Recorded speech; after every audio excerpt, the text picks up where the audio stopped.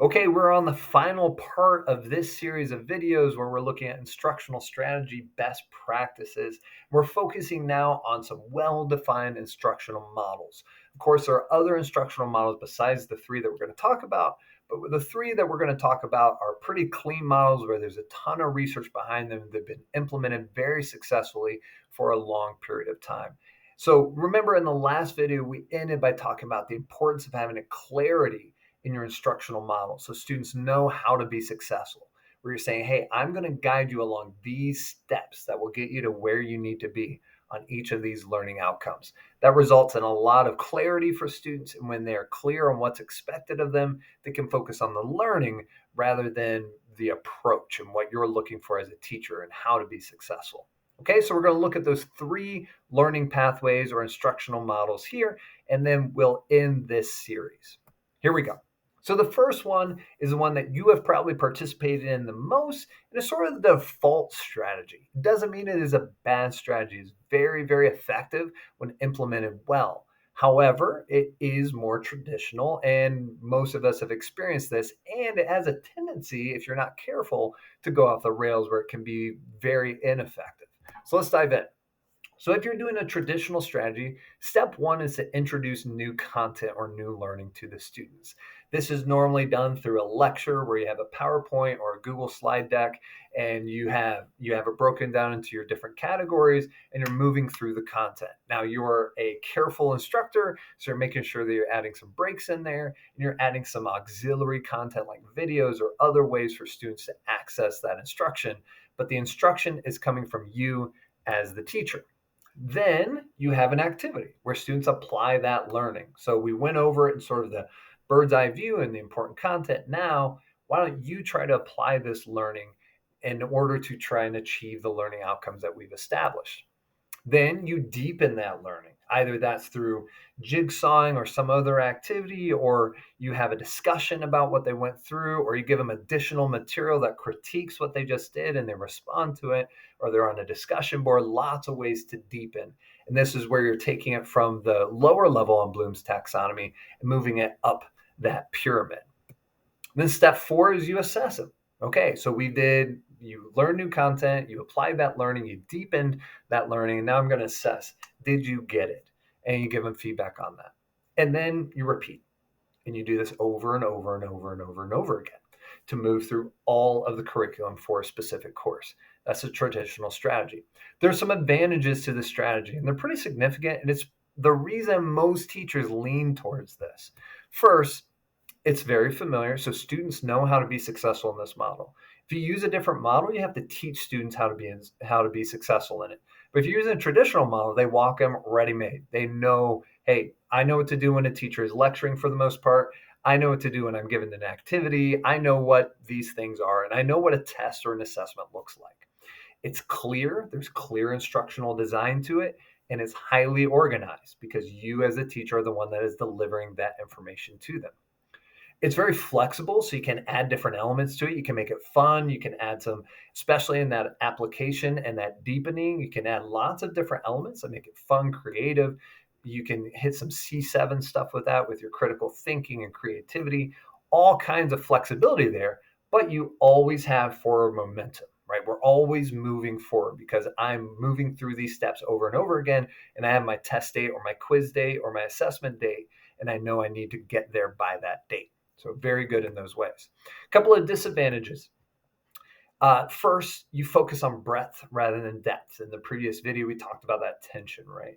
So there's not really a lot of room for some real deep learning that happens here or to move up on Bloom's taxonomy. So on that step 3, when we talk about deepening, that normally is maybe a day, maybe 2 days in that class. And it's not a lot of time to really get into the deep learning that maybe is important for certain instructional goals, right? And then also, it is difficult to make sure that every student is learning, right? It's clear when the instructor is presenting the information, it's hard to give equity to all students, make sure all students are engaged. And so it's in this traditional model, you see students fall asleep or see them disengage. And if a teacher isn't really intentional, then they're not going to be able to catch that. And then you're using the same model of scaffolding for every single student. So there's no diversity in how you scaffold for students. You can't give additional resources to one rather than another in this traditional model. I guess you could do that, but you have to be very intentional about doing that. And then sometimes the traditional model can be very disengaging, right? So because it's so teacher centered, it relies on the personality of the instructor to be really effective.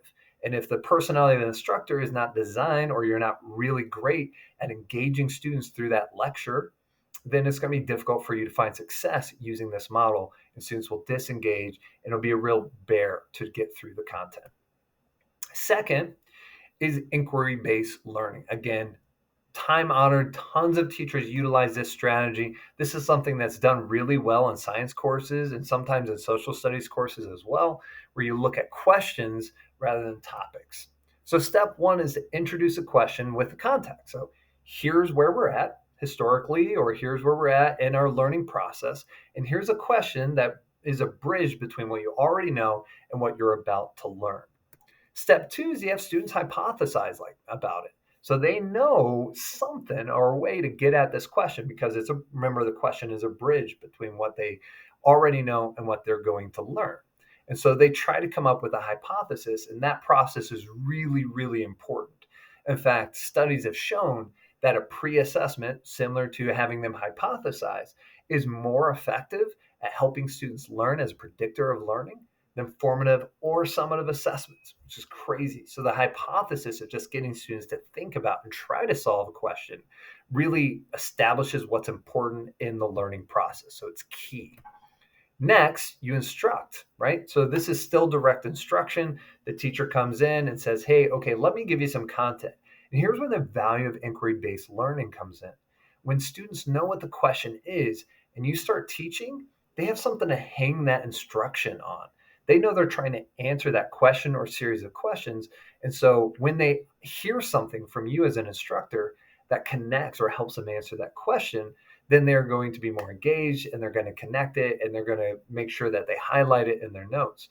And then you as a teacher can also emphasize that and say, hey, as you're answering this question, here's something really important to write down. So it becomes sort of the framework for your instruction. Then they apply that content, just like they did in the traditional model. They apply it in some sort of way through an activity of some sort, where they're taking the knowledge and sort of making it their own through trying to solve problems with it. And then step five is they answer the question as their assessment, right? They have to come up with the answer to the question, whatever that question is. And they utilize all of that content. So you can start to see where they're synthesizing information in this one. It's built into the system, where they synthesize, they bring all of the learning together to come up with an answer to a specific question. So it's designed to have high rigor, high success rates, and get them in sort of that higher order thinking that we were talking about. And then you repeat this process. A new question, they hypothesize, you instruct, they apply that content through some sort of way, they answer the question as their assessment, repeat, repeat, repeat. A couple of advantages of this. It's highly engaging because students know that they're trying to answer a question. It makes them curious about the answer to the question. And then when you're delivering content, they're connecting it to that question.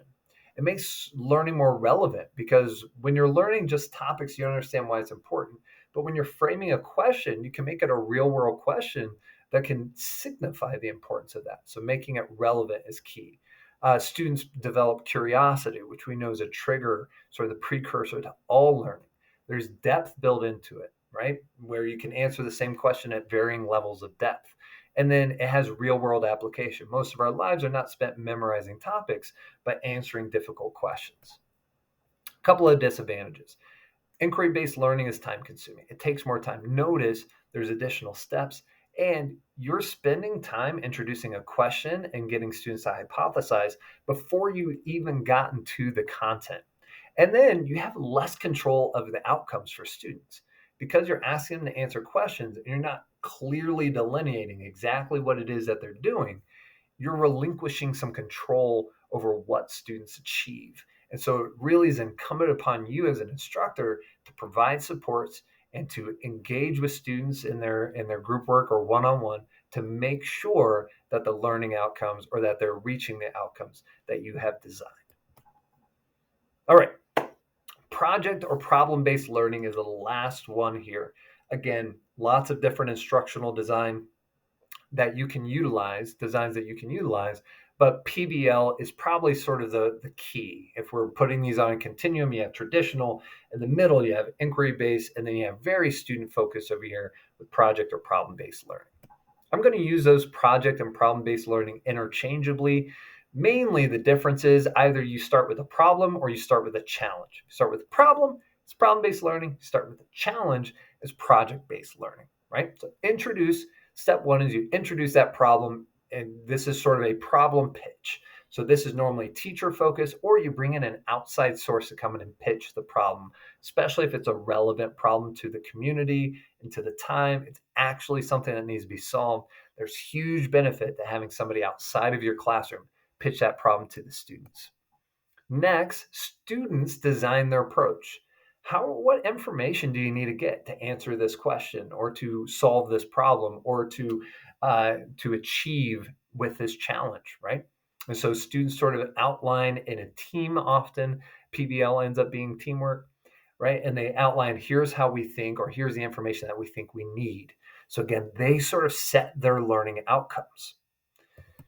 Then you instruct as needed. It's intermittent instruction. So students start to move. You have clearly organized steps that they're moving along.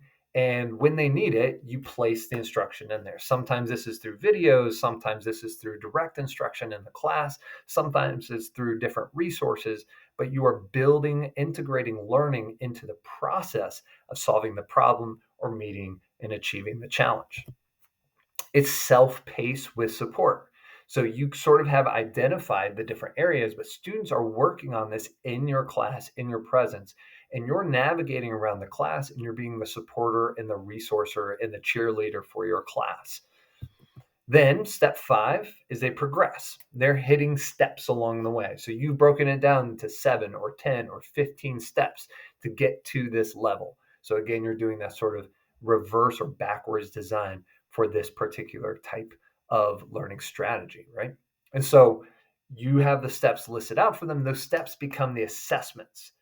They're the formative assessments where you're checking on their progress. Are students getting what they need to get? And it's often at those different steps, for example, when they finish step 3, where you say, hey, I think they need additional instruction, and you'll take a portion of that next class to give them some additional instruction. Then at the end, you repeat steps 1 through 5 over and over again until they finish all the steps. Or I'm sorry, 3 through 5 over and over again until they've completed all the steps. And then students present their solution or present what they have done to try and achieve that challenge.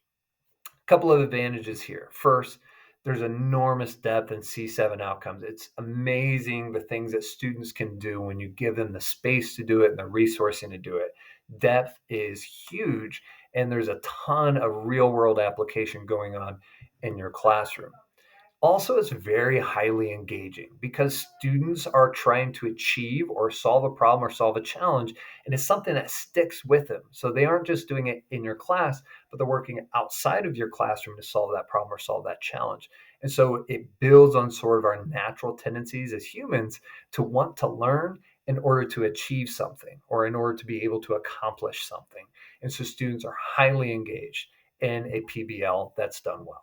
Couple of disadvantages. It is difficult to teach content in this model, right? If content is really important to your instruction, you want to make sure that they've done a lot of it, then it's difficult to do that. It's easy to utilize a lot of skills or have students build a lot of skills in here. So it's a tension. How do you get across content in a PBL while also maintaining or attaining sort of the other benefits of this? That's always going to be a difficulty, which frankly scares a lot of teachers off of the PBL model. And then it requires an entire course redesign. This is something that you can't just do as a end project. I mean, you can do a little PBL for one unit, for example, but if you're utilizing this as your consistent strategy, then you have to redesign your entire course, which means redefining what learning outcomes look like and what your instructional, how you get content to the students looks like. And so it's a big, big rebuild when you're moving towards this model. And then finally, while students will always know that they got a ton out of this, it's hard to objectively say what students learn, right? What is the retrievable content? If they get into another class, will they be able to utilize what they learned in your class in that class? It's difficult. They developed a lot of soft skills, so they're going to be more successful in anything that they do in another class. But if content is really important to your objectives as a class, it's going to be difficult to do a full PBL without building it in. And finally, I didn't put this on here, but a poorly done PBL can result in a class that has no real structure and where students learn very, very little, right? So there's sort of the free rider effect where you can have one student do all of the work and the rest of the students learn nothing at all. So if you're doing a PBL, it's important to kind of build the elements of a master teacher beforehand. You want to make sure that you're master of managing your classroom. You want to make sure that you're an encourager and a resourcer, that you're confident in how you instruct and support students, and all of those other things that make up a master teacher. Okay, so that's PBL. Tons of different strategies there. So the key is to ask yourself this question: what instructional strategies will help you guide students to reach the learning goals that you've defined? There's no right way to do these. There's no absolutely you need to do PBL or you need to do inquiry. There are many really successful teachers that use the traditional model, but it's something to be intentional about. Don't just do something because you think it's what should be done, but be intentional about building your classroom to reach the goals that you've identified. All right, friends, that's it for this section. Thank you so much for your time. Talk soon.